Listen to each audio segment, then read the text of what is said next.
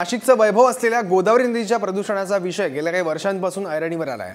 2002च्या कुंभमेळ्याच्या वेळी या गोदावरी नदीतील 17 पेशवेकालीन कुंड जे आहेत ते बुजवले गेले होते। त्यामुळे या नदीतील नैसर्गिक स्रोत बुजल्यामुळे नदीचं प्रदूषण होत असल्याची याचिका सामाजिक कार्यकर्ते देवांग जानींनी दाखल केली आहे। मुंबई उच्च न्यायालयाने या संदर्भात तज्ञांचा अहवाल सादर करत 6 एप्रिलपर्यंत आपली भूमिका स्पष्ट करण्याच्या सूचना नाशिक महापालिकेला दिल्या आहेत।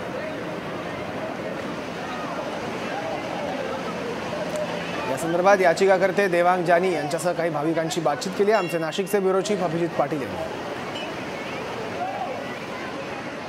आपण बघू शकतो नाशिक महानगरपालिकेमध्ये मनसेची सत्ता ज्यावेळेस होती त्यावेळेस या ठिकाणी शहराचं सौंदर्यीकरण करण्यासाठी वॉटरफॉल असतील किंवा इतर सुशोभीकरणाची कामं करण्यात आली, परंतु खरा प्रश्न जो होता तो गोदावरी प्रदूषणाचा तो अद्यापपर्यंत मार्गी लावण्यात आलेला नाहीये। त्यामुळे काय हा गोदावरी प्रदूषणाचा विषय आजही ऐरणीवर आहे। या ठिकाणी अनेक भाविक येतात, भक्त येतात, त्यांना देखील अनेक समस्यांना तोंड द्यावं लागतं। असेच काही भक्त आपल्यासोबत आहेत, त्यांच्याशी आपण बोलूया। त्यांना या गोदावरी नदीबद्दल काय वाटतंय, आता त्यांनी काय बघितलं, या ठिकाणी काय सांगणार? एवढ्या वर्ष झालं आम्ही प्रत्येक वर्षी मुंबईवरून इकडे येत होते, धार्मिक भावना घेऊन येत होते, पण यावर्षी मला असं वाटतं की आता नाही, आम्ही दुसरी वेळा नाही येणार। प्रत्येक वर्षी येऊन आम्ही आंघोळी करत होते, पण यावेळी आम्हाला असं बी नाही वाटलं की आम्ही पाणी घेऊन डोक्यावर लावू।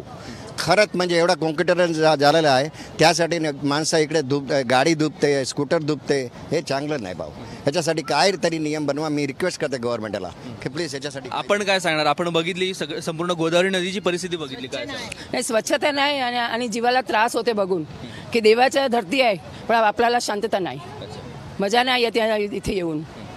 खरं तर जलतज्ञ राजेंद्र सिंग यांनी देखील या ठिकाणी पाण्याची पाहणी केली आहे। या ठिकाणी पेशवेकालीन असलेले जिवंत 17 स्रोत काँक्रिटीकरणामुळे बुजले गेलेले आहेत, त्यामुळेच या नदीचं प्रवाह जो आहे तो थांबलेला आहे आणि म्हणूनच प्रदूषणाचं जे काही प्रमाण आहे ते देखील वाढतंय।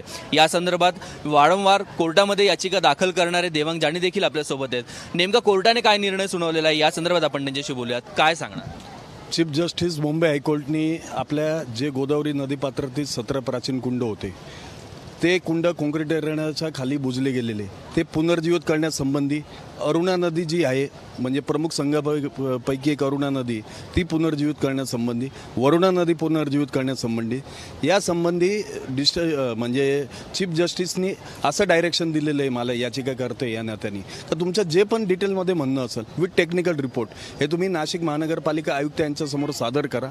नाशिक महानगरपालिका यासंबंधी 2 महिन्याच्या आत निर्णय घेईल आणि मला एक आशा आहे का या बाबतीत 100% काहीतरी सकारात्मक निर्णय नाशिक महानगरपालिकेचे आयुक्त श्री कृष्ण घेतील। आता सध्या भाजपची या ठिकाणी सत्ता आहे, भाजपचे सर्वाधिक नगरसेवक या ठिकाणी निवडून आले आणि त्याचप्रमाणे पंतप्रधान नरेंद्र मोदी यांनी नमामि गंगे म्हणत गंगा नदीचं ज्याप्रमाणे प्रदूषण रोखलं त्याप्रमाणे या नाशिकच्या गोदावरी नदीचं प्रदूषण रोखण्यासाठी देखील या नाशिकमध्ये नव्यानं सत्ता स्थापन केलेल्या भाजपला देखील याची जाण होते का आणि हे या ठिकाणी करण्यात आलेलं काँक्रिटीकरणासंदर्भात नेमकं त्यांची काय भूमिका घेतली जाते हा येणारा काळच ठरवणार आहे।